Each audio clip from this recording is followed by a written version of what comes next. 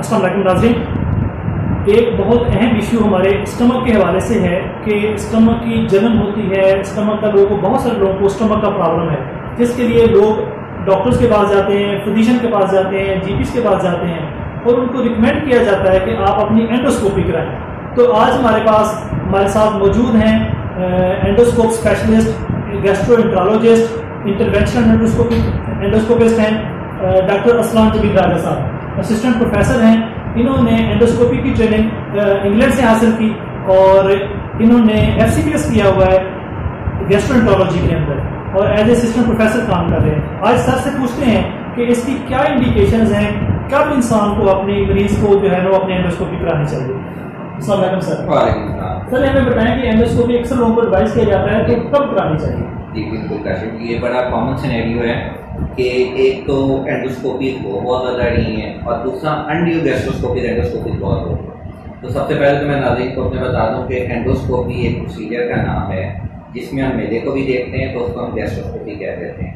अगर हम उसकी बड़ी आँख को पूरी देखते हैं तो उसको हम क्लोनोस्कोपी कह देते हैं और अगर हम उसकी बड़ी आँख के शुरू हिस्से को देखते हैं तो उसको हम सिग्मोइडोस्कोपी कहते हैं। जो सबसे ज़्यादा एंडोस्कोपी कॉमन है वो गैस्ट्रोस्कोपी है, मैदे के मुआयने को, जो मेरे ख्याल में बहुत ज़्यादा अनड्यू हो रही है।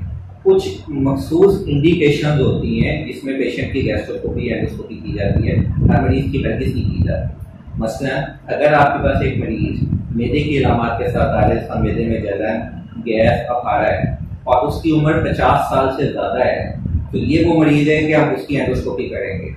अगर 50 साल से कम का बंदा है तो उसकी हरगिज़ एंडोस्कोपी इंडिकेशन नहीं बनती अनटिल अनलेस कुछ और बाकी अलामात साथ मौजूद ना हो। नंबर 2 पे ये है कि एक मैदे का जरासीम होता है जिसको H. pylori कहते हैं। ये जरासीम बहुत खतरनाक है और पाकिस्तान में ये 20 से 30% लोगों में मौजूद है। ये गंदे खाने से, पीने से फैलता है और क्योंकि हमारे यहाँ होटलिंग का बहुत रिवाज है इसलिए हमारे अंदर बड़ा कॉमन है। H. pylori की तशखीस के लिए या ब्लड टेस्ट होता है या ही हम कैमरे वाला गैस्ट्रोस्कोपी करते हैं या स्टूल टेस्ट करते हैं। गैस्ट्रोस्कोपी का ये फायदा हो जाता है कि हमें ये भी पता चल जाता है कि मैदे को H. pylori ने कितना नुकसान पहुंचाया है, क्योंकि H. pylori 10 या 15 साल में जाके मैदे का कैंसर करता है। तो इसीलिए अगर किसी पेशेंट का H. pylori पॉजिटिव आ रहा है, चाहे उसको गैस की अलामत है या नहीं है, तो उसकी हम एंडोस्कोपी करेंगे। तीसरे नंबर पे हमारी फैमिली हिस्ट्री बड़ी काउंट करती है।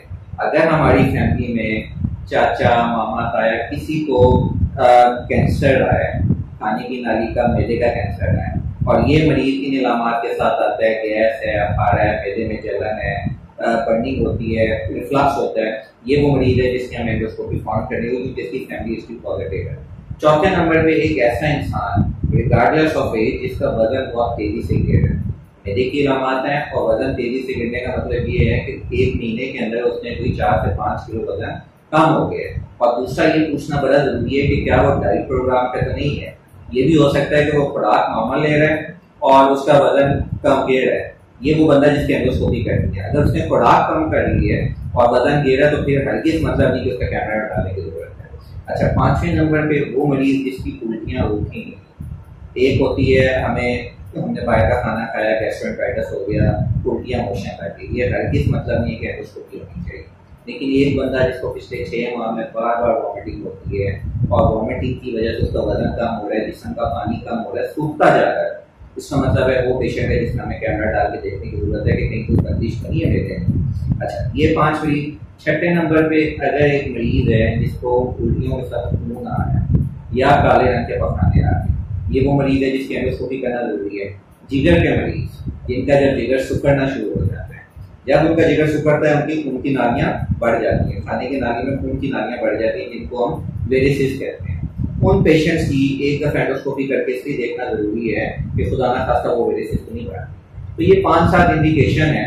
या फिर मरीज ने खाना खाया और उसका खाना फंस गया, निकल गया, लेकिन वो बार बार कहते हैं जब डॉक्टर साहब खाना खाता हो खाना फंस जाता है या उसको उल्टियाँ आना शुरू हो जाती हैं। ये 5-7 इंडिकेशन है जिसमें तो गैस्ट्रोस्कोपी मस्ट है। लेकिन अगर आपको गैस है, आपकी बर्निंग रहती है, इसका हरगिज़ मतलब नहीं है कि आपने कैमरा डलवाना है। ये 5-7 इंडिकेशन है, इनको याद रखें। इसके अलावा गैस्ट्रोस्कोपी की जरूरत नहीं है। बहुत शुक्रिया जी, बहुत तफसील के साथ आपने हमारे नाज़रीन को बताया। शुक्रिया जी, थैंक यू।